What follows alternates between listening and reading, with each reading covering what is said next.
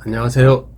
이승희 세무사입니다. 네, 애완견, 애묘인들이 굉장히 많은 시대에 우리가 살고 있는데요. 오늘은 동물병원이 부가가치세 등을 절세하는 그러한 신고 요령을 간단히 정리해 드리도록 하겠습니다. 기본적으로 동물병원은 부가가치세 10%를 내는 과세 쪽과 부가가치세를 아예 안 내는 면세 쪽이 결합되어 있는 겸업 사업자입니다. 그렇기 때문에 이 과세 항목과 면세 항목을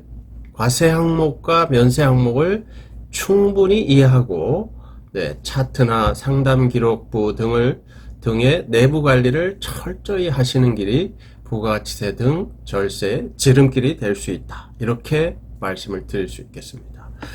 요즘에는 전자차트를 많이 쓰는데요. 전자차트나 프로그램을 컴퓨터로 많이 쓰시는데 기본적으로 이렇게 전자차트나 프로그램을 쓰시면은 어쩔 수 없이 해당 회사와 담당 세무사와 충분히 의논해서 프로그램이나 차트 등을 관리하시는 것이 좋겠다. 이렇게 말씀드릴 수 있겠습니다. 자, 부가가치세가 면세되는 동물병원의 면세 항목을 한번 정리해 드리도록 하겠습니다. 기본적으로 수의사법에 의해서 등록한 규정하는 수의사가 제공하는 용역이어야 되는데요.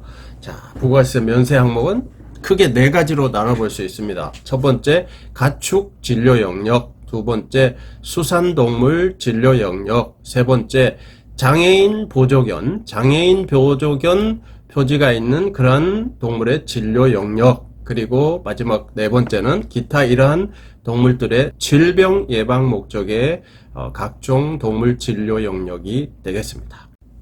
자, 이러한 네 가지의 면세 항목을 살펴봤는데요. 자, 질병 예방 목적의 동물 진료 영역도 제가 네 가지로 정리해 봤습니다. 먼저 첫 번째, 면세되는 예방접종의 종류입니다. 요거는 내용이 많아서 제가 보고 읽어 드리겠습니다. 자, 종합백신 성격의 DHPPL, 광견병, 신종플루, 전염성 기관지염, 코로나 장염 등, 그 다음에 FVRC라고 해서 고양이류 종합백신, 그 다음에 전염성 복막염, 그 다음에 고양이류 백혈병 바이러스, 고양이류 링웜 백신 등이 있습니다.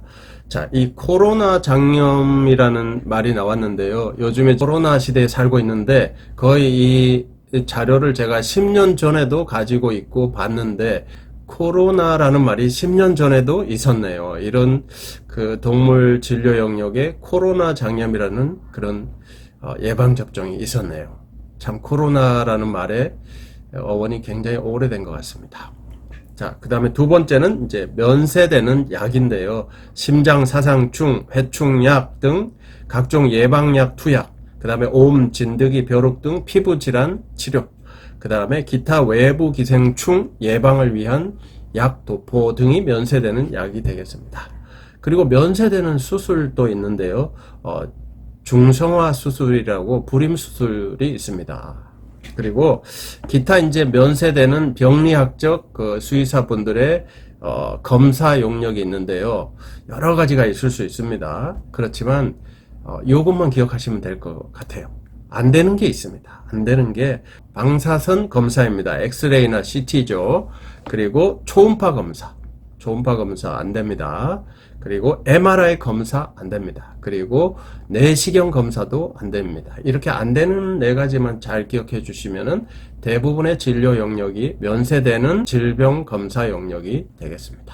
자, 이렇게 면세되는 항목과 동물병원의 이제 부가가치세 과세 면세 항목의 구분 관리에 대해서 말씀드렸는데요. 어떻게 하면은 동물병원의 효율적인 절세 관리를 할 수가 있을까요?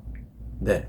두 가지로 정리해 드리겠습니다. 첫 번째는 그 매출과 매입의 구분 관리입니다.